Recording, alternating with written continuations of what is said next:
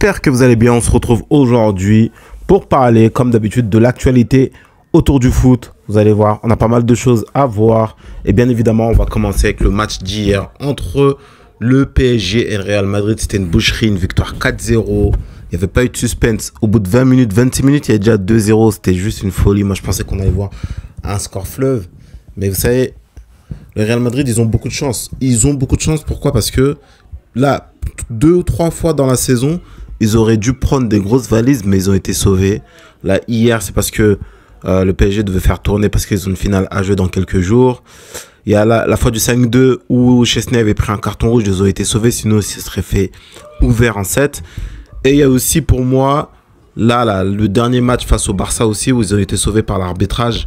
Donc franchement, ils peuvent s'estimer heureux parce que je pense que cette saison, ils auraient pu prendre des claques énormes. Et regardez ça, 35 buts avec le Paris Saint-Germain cette saison pour Ousmane Dembélé. Bon, les gars, on peut dire ce qu'on veut, mais ce mec-là, cette saison, il fait une saison incroyable. Buteur. Et en fait, c'est pas que des buts, c'est l'impact dans le jeu, c'est un truc de fou. Il a révolutionné le poste de numéro 9. Vous allez voir, il va y avoir beaucoup d'équipes qui vont plus jouer qu'il y a juste un numéro 9 qui sera là pour marquer des buts. Ce que fait Dembélé, c'est plus que ça, c'est juste incroyable. Il est ballon d'or, hein. C'est un Dembélé d'or tout simplement. Là, le PSG pouvait tomber dans le même piège dans lequel le Barça était tombé, ça veut dire une petite dispersion des votes, où le Real était tombé il y a 2 ans. Mais là, il semblerait que ça peut être le même cas. Ils se mettent d'accord, même si hier, j'ai vu une déclaration de Fabien Ruiz où il disait qu'il aimerait gagner le ballon d'or. On sait que Hakimi aussi, il peut le gagner. Mais voilà, il faut qu'ils se mettent d'accord en tout cas. Hein, mais voilà, Désiré Doué, pour lui, c'est clair. C'est Ousmane Dembélé, le ballon d'or. Après, vaut mieux ça. Quand tu as une équipe où il y a beaucoup de prétendants au ballon d'or, c'est que l'équipe, elle a vraiment performé. Et je pense que le football, ça devrait être ça. Ça devrait vraiment être une équipe où tu as beaucoup de gens qui performent. Peut-être une personne qui performe plus que les autres, mais pas une équipe qui dépend que d'un seul joueur. Ça, je pense de toute façon que c'est révolu. On a bien vu avec le PSG hier comment ça jouait. Tu peux avoir les individualités que tu veux. Mbappé, des Bellingham, des Vinicius. Mais s'il n'y a pas d'entente sur le terrain, les gars, tu peux pas gagner. Et ça, je trouve que c'est un très beau message. Le PSG cette année, c'est un beau message qu'ils sont en train de transmettre. Et du coup, nous, qu'est-ce qu'on pense? Est-ce que pour vous, là, c'est clair et net, Dembélé mérite le ballon d'or? Pour moi, même avant la Coupe du Monde des clubs, il mérite. Mais maintenant, est-ce qu'il va l'avoir? Est-ce qu'on voit toujours Lamine Yamal le remporter? Pour moi, là, la Coupe du Monde des clubs, elle a été fatale. Hein. Pour Lamine Yamal, franchement, ça a été fatal. Parce que ce que Dembélé fait, il est revenu de blessure, il a été décisif contre le Bayern Munich, il s'était mené. Hein. Ils étaient à 9 contre 11, il a marqué le 2e but. Là, contre le Real Madrid, ce qu'il a fait, la pression qu'il met, c'est juste incroyable. Donc, franchement, moi, je vois pas un autre joueur gagner le ballon d'or cette année. On espère en tout cas l'année prochaine pour Lamine Yamal. Mais là, cette année, c'est la saison d'Ousmane Dembélé. Et une chose qui me rassure, enfin voilà, je me dis, plus personne n'en parlera, c'est ceux qui disaient oui, Kylian Mbappé, ballon d'or. Ils attendaient de voir la Coupe du Monde des clubs qu'il allait faire. Mais lui, il était hors sujet, même bien avant ça. Là, ça fait plaisir. Au moins, on pourra dire ce qu'on veut. Celui qui a gagné le ballon d'or cette année, que ce soit Dembélé ou Lamine Yamal, c'est un joueur qui joue pour l'équipe. Lamine Yamal, ceux qui regardent les matchs du Barça, ils savent le pressing qu'il met. Il s'est déjà créé des buts comme ça. Il presse aussi énormément. Donc ça fait plaisir. C'est ça le foot maintenant. C'est le foot moderne. Et ça fait plaisir à voir. Vous voyez même Thibaut Courtois qui a jamais sa langue dans sa poche. Qu'est-ce qu'il dit? Pendant le match, je suis allé voir Ousmane Dembélé et je lui ai dit, tu presses beaucoup trop. Ah, il a la hargne Dembélé. En fait, il a la dalle. Il veut jamais lâcher. C'est juste une folie. Il fait que presser. Tout le temps, il presse. Il met une pression. En fait, t'as pas le temps de construire. Tu es obligé de dégager la balle. Et si le PSG est bien en place, il récupère les seconds ballons. C'est juste, tu peux pas construire en fait. Tu peux pas construire. Ils ont faim, ça presse, ça lâche pas. Moi, j'adore voir ce football-là. Ce qu'ils proposent, comment Luis Enrique a construit cette équipe-là, c'est juste une folie. Voilà, même les adversaires, ils le disent. Hein. C'est juste incroyable.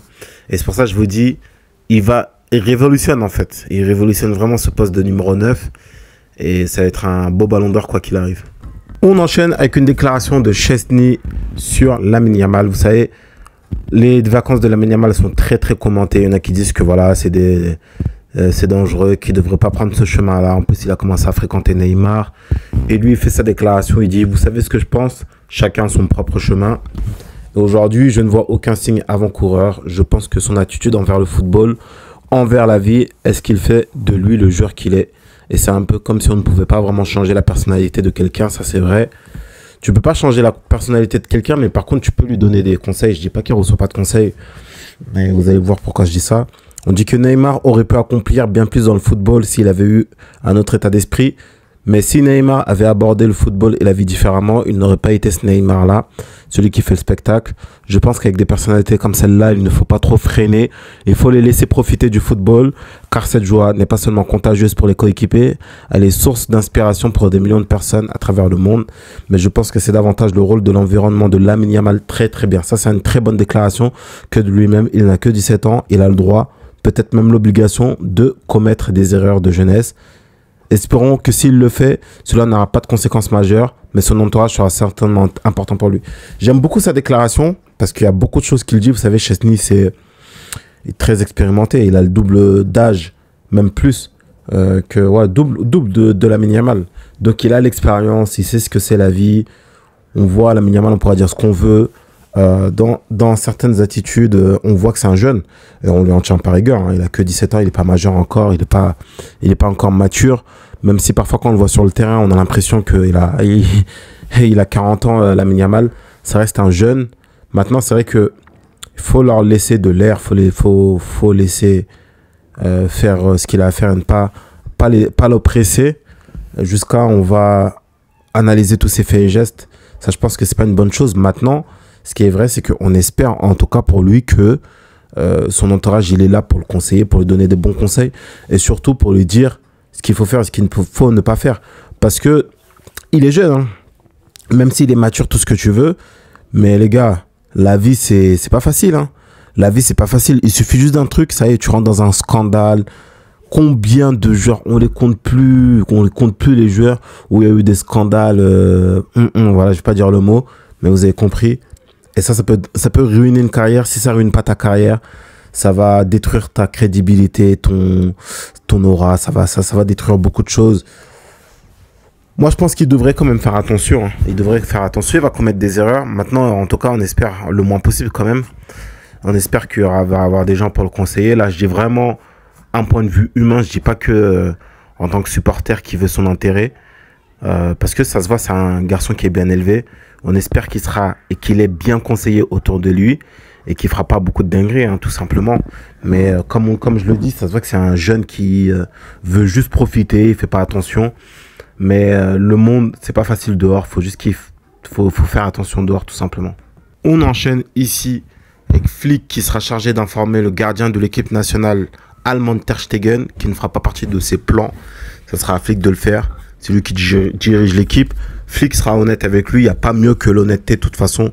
Si tu veux que le joueur parte, si tu lui laisses de l'espoir et tu dis oui, on verra la concurrence et tout, bah, il va rester. Mais si tu es honnête avec lui, il partira. Et je pense que ce sera la meilleure chose pour tout le monde. Il ne sera pas le premier gardien, il ne sera pas le deuxième, il sera le troisième gardien de but. Et ne sera peut-être pas appelé pour la plupart des matchs et ne jouera pas. Voilà, au moins c'est clair. Au moins c'est clair. Là, il n'y a pas de doute, ça tergiverse pas, il n'y a pas de pitié. Et à partir de là, la décision appartiendra aux joueurs, compte tenu des offres sur la table. Mais le Barça, en tout cas, ils vont pas essayer de le faire partir de force, ils vont le laisser. Mais ils savent très bien que le joueur, il n'a pas le choix. Il sera obligé de partir s'il veut jouer à la Coupe du Monde, hein, tout simplement, on le dit à chaque fois. Mais c'est un gros objectif pour Ter Stegen. Enfin, Neuer, il a déclaré sa retraite. S'il veut jouer la Coupe du Monde, il doit partir du Barça. S'il part pas là en été, s'il attend, il partira en hiver. Mais de toute façon, on aura la réponse bientôt. La reprise, c'est dans très peu de jours. Hein. Là, c'est bientôt la reprise. Donc, il lui dira très rapidement. Et je pense qu'à partir de là, il y a beaucoup de choses qui vont se décanter. Soit, ça va être clair, il va vouloir rester. Soit, il va partir. Et s'il part, il libère énormément d'argent au niveau du fair play financier. Enfin, on va finir avec cette nouvelle. Flick considère la signature d'un latéral comme une priorité absolue pour améliorer les performances défensives. Ouais, ça, je suis assez d'accord. Je pense à un latéral gauche, on a bien vu pour les matchs face à l'Inter Milan, qui manquait un latéral gauche au moins à un très bon niveau pour suppléer Baldé. Et je pense que voilà, si on arrive à avoir un Grimaldo, je pense que c'est une bonne nouvelle. Maintenant, à droite, il y avait des rumeurs sur Dumfries. Est-ce que c'est possible de le faire? Moi, je pense pas. Mais je pense qu'un Grimaldo, c'est possible. Mais là, jusqu'à présent, le mercato, il avance pas. Le mercato, il avance pas. Ça avance pas. Donc là, on est juste en train de parler, mais il n'y a rien qui se passe. Encore une fois, encore et toujours. Bon, vous savez quoi, les gars? On va s'arrêter là pour aujourd'hui. J'espère que ça vous aura plu. Si vous êtes arrivés jusque-là, commentez chaussettes. Et moi, je vous dis à très bientôt. Passez une bonne journée. Ciao, ciao.